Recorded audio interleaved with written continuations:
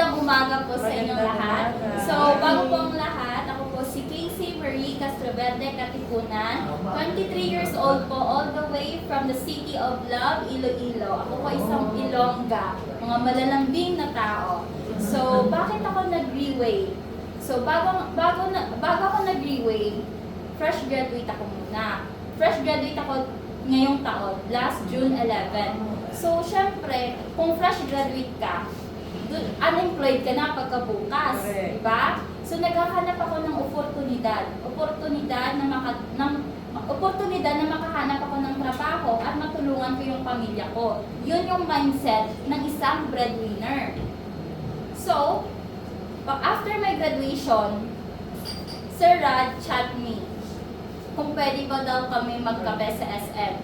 And then yun, inopen up niya ulit si Riway sa akin. Kasi dati pa lang, 2 years ago, nakilala ko na po si Riway because of my papa. Si papa po ay si Michael Katipunan, isa din pong Riway leader in Iloilo. So that time po, kahit saan si papa magpunta, OPP man yan, mag-attend ng events kung saan, basta si Riway, sinasama niya po ako. So sumasama ako kasi syempre papa's girl ako eh. Kung saan siya, doon ako, babantayan ko baka may chicks to or ano. So yun po, at the same time, that time, bata pa, 2 years ago, so I'm 21. Sumasama ako sa kanya kasi kung saan siya magpumunta, masarap yung pagkain. Eh ako, mahilig akong kumain. So sumasama ako dahil sa that time pagkain. So kasi, syempre, hindi kami, lumaki ako sa pamilya na hindi gaano karami ang buhay. Jollibee lang pinaka-expensive na pagkain for us. Jollibee, McDo, yun na yun. So, that time po, na nasa Riway na si Papa, palagi niya akong dinadala sa office. Doon lang ako sa pinakalikod, nagsi-cellphone, nakikinig, tapos naghihintay matapos para meron akong burger ng McDo. Yun pa, binabalik-balikan yung burger ng McDo kasi syempre masarap. So yun po, that time, wala akong pakialam sa kung ano man yung sinasabi ng mga tao sa stage kasi nagsi-cellphone ako, wala akong interest. Hanggang sa merong nagkuha ng atensyon ko. Yun yung testimony ng isang 17 years old na babae na yung sakit niya hindi ko lang matandaan pero lumaki po yung tiyan niya. Bata pa lang siya pero malaki yung tiyan niya, meron atang laman na tubig or something. Hindi ko lang po alam kung ano po yung diagnosis. So doon po yung nag-catch ng ng attention ko. Tapos nakwento niya, nag-take daw siya ng courtier and after that, gumaling siya. Kasi that time nakaka-relate ako eh. Meron siyang dysmenorrhea, meron din ako. So kung mga past testimony ng iba, hindi ako nakikinig kasi wala naman akong hindi ako makarelate. Pero yung sa kanya, nakarelate ako.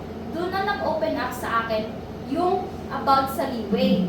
So yun po doon nag-start yung curiosity ko about Riway. So hanggang sa after my graduation, mabuti na lang, nag-chat sa akin si Sir na mag-usap kami. Si Sir Rad. So doon na nagsimula ang lahat.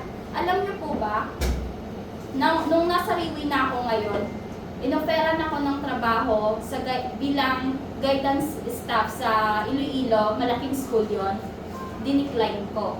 Inoferan ako ng trabaho sa DSWD Region 6, dinicline ko. At ngayon, kahapon lang, merong nag-email sa akin at nag-text, inoferan ako ng trabaho bilang nursing attendant sa isang public hospital na malaki doon sa Iloilo, dinicline ko.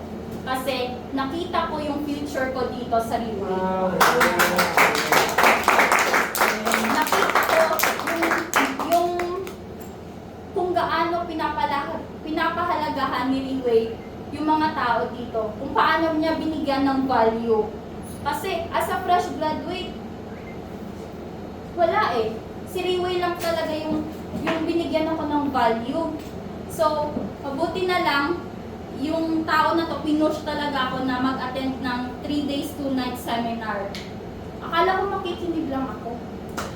Pero pagkatapos ng 3 days, 2 nights na yon, napaka-worth it lahat. Napakaganda. Kaya sana maka-attend din kayo. So, and also, dito ako sa Riway kasi merong purpose. If okay na po, i-share ko sa inyo. Yung mother ko, nagkasakit po siya sa breast. Meron siya, ang nana, may sosyo. So, that time, namaga yung breast niya. Tapos, nag-take siya ng 4th year kasi hinanapan talaga namin siya ng paraan para makatake siya. So, dahil sa taon na ito, si Tita Langget, yung upline ni Papa, pinatake namin ng 4th year si Mama. So, ayun, nag-take si Mama ng 4th year, kinaumagahan, nagpumutok yung nana. Mayroong hole na konti dito sa breast niya. Ayun, naguswang ang iya nga nana sa iya breast. Pasensya niyo, intindihin niyo po yung hiligay nun ko. So yun. So yun po. And then dinala si Mama sa Iloilo para magpa-check up sa doktor sa may Plaza Libertad. And yun po, parang kalahati po ng tabo yung nakuha sa kanya na nana. And yes, abscess, tama po. So yun po, and then pinakita sa akin kung paano na lang nilagyan ni Doc ng gauze sa loob. Inipit niya ng gunting, ang binutasan niya, pinasukan niya ng gauze para lang masipsip yung nana. And after a week, balik na naman siya, clinic. For almost one month po, ganun yung exam na namin. Hanggang sa nag-decide na po yung doctor na i-open na lang ba para pala ma-cleaning lahat yung mga natitira pa na abscess sa breast ni Mama. So, after the operation po, sabi ng doktor, wala naman daw siya may ginawa na major operation kasi pag open niya po ng breast ni Mama, fully healed na ang lahat. So, saan na operahan? And doon na sinabi ni Mama na nagtitake po ako, Doc, ng 40. Diba sabi ng doktor, di ba mahal yan yung stem cell? Eh, sumagot ako, pakailamera ako eh. Sabi ko, Dok, wala pong mahal kung mahal namin yung buhay ng mama namin. Mahalagan talaga namin ang paraan yan, kahit magkano, kasi mahalagan yung buhay ng mama namin. So, tapos na yun, magaling na si Mama, nakadalawang bote lang po si Mama, gumaling po siya. So, ngayon pong buwan, nagkasakit naman yung papa ko. Meron po siyang bukol sa leeg. So, meron talagang purpose si God kung bakit andito ako sa Riway. So, si Papa po, may bukol sa leeg. Ilang buwan na, mga 3 months, sinekreto niya sa amin. Hanggang sa unti-unti ko nang nakikita, sinasabi ko na kay Papa, magpa-check up ka na. Wala kaming pera, graduating ako, tapos sa private school yung kapatid ko. So, kailangan, yung baon ko, dapat regular, 1,000 per week. 1,000 per week din yung sa kapatid ko. Pero naging 500 sa akin, 500 din sa kapatid ko. Kasama na dun yung pamasahe, ha? Pamasahe, papunta at pauwi, 200, 300, pagkakasyahin ko, Lunes hanggang Biyernes, for ulam. Kaya minsan hindi ako nagbe-breakfast, hindi ako nagla-lunch. Importante matutulog ako na may laman ang tiyan. Yun, kaya minsan napapagalitan ako ng mga boardmates ko na mas bata sa akin, bakit hindi ako kumakain. Kaya napakaswerte ko kasi ako yung pinakamatanda sa boarding house, pero ako yung inaalagaan. Kasi nag-share sila ng pagkain nila sa akin. Umuwi ako galing school. Pagdating ko doon, may nakahain na kanin at ulam. Imbis na ako dapat magbigay sa inyo kasi ako yung pinakamatanda sa atin, sila yung nagbibigay sa akin. So yun po, napakaswerte ko sa kanila. And then, balik tayo dun kay Papa. Hinanapan ko ng paraan para makatake siya ng 4th year. Kasi ayaw ni Papa magpa-check up kasi walang pera. Napaka-selfless niya to the point na palagi kaming inuuna. Hindi ko na makayanan na makita si Mama at Papa na umiiyak na pagbukas ng wallet, walang pera. Kaya dun nag-change sa mind ko na ayoko ng ganito, ayoko na ng buhay na ganyan. Tapos na ako sa mindset na, ay mahirap lang kami, hindi ko to kaya. Yes. Kaya merong leeway na handang tumulong para sa akin. Kaya sabi ko sa sarili ko, Maka, tama na, ako na pong bahala para sa atin. Kung dati, anong ulam, ngayon, anong gusto niyong ulam, nung nag-leeway na po ako. Kaya hinanapan ko talaga ng paraan para makatake si Papa ng 4th year. Nagtrabaho ako ng kung ano-ano, nag-part-time ako, yung pre-taste. Tapos, 3 po 4 po yung part-time ko. Nagtitinda ng kape, nagtitinda ng mga baranyos, nag-tutor ako sa chess, nag-e-encode ako, nagtatrabaho sa iba. Hanggang sa maipon ko yung pambayad ko dun sa papainom ko kay Papa. Sorry. Okay, so go back. Kaya, and after that, sa isang bote na yon, ininom ni Papa, binigyan niya din si Mama kasi si Mama, after ng trabaho niya, palaging masakit yung katawan niya, namamanhid yung mga kamay niya. Kaya, yung isang bote na para lang kay Papa, binigyan niya si Mama. And then ako that time, hindi pa ako nakakatikim ng konti. Sabi ko, Papa, hindi ako makahingi kahit isa lang. Gusto ko din po kasi masubukan. Kasi hindi alam ni Mama at ni Papa na meron din po akong nararamdaman inside me. Kasi ang alam lang nila, healthy ako. Palagi, palatawa ako, maingay ako sa bahay. Ako yung palaging maingay ba para yung atmosphere masaya. Kasi napakatahimik eh. Lumaki ako sa pamilya na hindi, walang affection of love. Na kahit happy birthday ma, I love you, hindi namin kayang sabihin sa harap-harapan. Pinapost lang namin sa Facebook para atitag si Mama. Hindi kami ganon na happy birthday, Merry Christmas, ma, I love you. Hindi kami po ganon. Hindi ako close sa kapatid ko. Hindi ako masyadong close kay Mama. Kay Papa lang talaga. Papa's girl ako eh. So, ayun po. Sana nga ba ako? Kaya nakatawa ko yung tayo. Kasi nag-iiyakan na kayo. Kasama pala yun.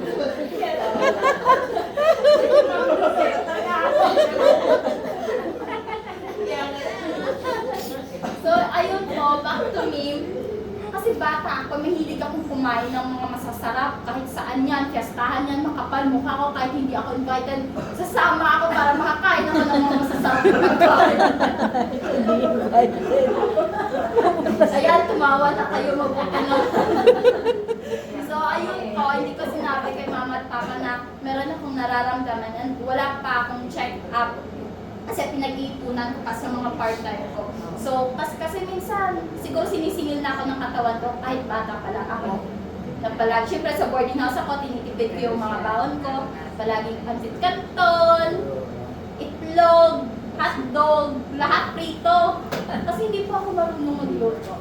Yun po. Kaya sinisingil ako ng katawan ko, masakit yung dito ko, hindi ako minsan makabangon, madali akong hingalin. Tapos hindi pa ako pala inom ng tubig, palaging soft drinks. So sinong sisisihin ko? Eh di sarili ko. Diba? Kung ano yung kinakain ko, eh yun yung ano sa akin, yung resulta. So masakit yung lower part ko to the point na walang tao sa bahay. That time, hindi ako makagalaw kasi sobrang sakit ng lower part ko. Sumisigaw ako, Ma, pa, din ka mo, sakit na yung ano ko, buligin niyo ko tabang. Walang sumagot. Wow, hindi niyo ko palangga. Tapos, nag-pray lang ako kay God, oh God, please help me nga mabuol na yung sakit para makabalik lang ako sa kwarto makahiga kasi sobrang sakit talaga. Buti na lang narinig ni Lord. Mabuti pa si Lord narinig ako sa Papa, hindi ako narinig. So, yun po. Wala akong clear diagnosis sa ano yung sakit ko or ano. Pero alam ko, pasaway ako dahil yun sa mga kinakain ko. Kaya, disiplina muna sa pagkain. Ayun, nag-take ako ng porter. Binigyan ako ng 5 piraso. Nag-take ako isa-isa every night. And then, luckily, okay na siya. Wala nang sakit. Yeah. 5 piraso pa lang naman. 5 lang. And at the same time po, ako kasi, may insomnia. Hindi yan naniniwala sila, sa bahay. Kasi akala nila, arte-arte ko lang. Alam niyo po ba, kapag matutulog ako alas 10, magigising ako niyan alas 2 para mag-ihi. Tapos hanggang umaga hindi na ako makatulog. Ilang oras lang po yung tulog ko. Pero that time na nag-inom ako ng portir, mahimping po yung tulog ko. To the point na kinakatok na ako sa kwarto. Hoy, gising na! Casey, tigaan ka na to. Ikaw na magurang, ikaw kaya Tawag yung si mentor, oh. So, yun po. So yun po, kaya may purpose si God kung bakit niya ako nilagay dito sa platform na to. Para sa mama ko, para sa papa ko, at para sa akin. At gusto kong mamintay yun na habang buhay, magiging meron akong freedom sa health. Importante yung health. Bahala na kahit magtulo-tulungan ang tubig namin, yung bubong namin, hindi man namin mapaayos. Basta importante, healthy kami buong pamilya. Hindi man namin yung yaman na yan, hindi naman namin yan madadala kung kami ay, huwag mo na Lord.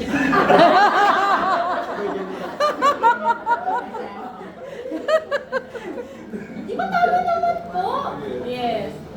Nangungutang na tayo sa bangko para may pambili ng bahay. Sa health mo pa kaya pag ano mo, hindi mo mapapahalagahan.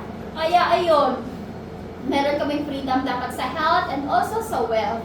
So this platform, hindi lang siya basta makapag-extend ng hope para sa mga hopeless ng tao, but also it gives us the opportunity din na mabago yung buhay nating lahat. So, siguro, baka madami nang nagmamadali umuwi. Okay lang, ibigay nyo na sa akin pagkakataon dito. Minsan lang ako dito, ha? So, okay lang sa inyo kung kasayo yung kwento muna. Hindi. So, ang masasabi ko lang po sa inyo, maraming mga obstacles pa na darating sa buhay natin. Yung mga goals natin andoon, yung journey natin, marami yung mga challenges na dapat nating kakaharapin. So dapat maging strong tayo, maging fighter, maging motivated, hindi tayo dapat maging afraid sa rejection sa buhay kasi dapat focus lang tayo sa goal natin kasi kapag andun na tayo sa goal natin, magiging worth it po 'yon lahat. So yun lamang po at maraming salamat.